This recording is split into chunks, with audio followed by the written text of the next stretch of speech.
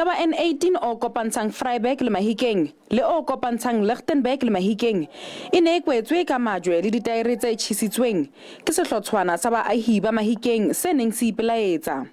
Dingongoreho tsa bona di kenyeletsa tlhokeho ya mesebetsi le ho rekiswa ha thepa le meaho e ahilweng ka nako ya mmuso wa Bophuthatswana.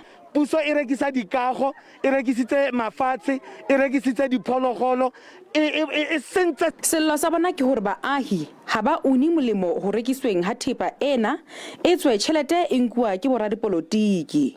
Ke ne ka ya ko Zondo Commission ke kopa re nne le commission ke na le case number ya ko Zondo Commission ya ka ne ke protesta ko ntle ga Zondo Commission ke na le case number le di hogs ke butse case le di hogs ka tsone di otse ke na le case number ke le ka bula case le SIU. Baahi ba re phano e fokolang ya ditshebeletso le yona ke enngwe ya dingongoreho.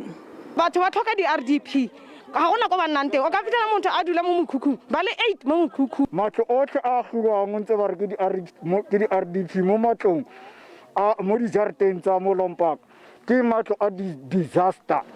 Baahi ba neng ba ipelaetsa ba re ba tlo tswela pele ho fihlela mmuso o arabela dillo tsa bona haholo e leng sello sa hore ho etswe diphuputso.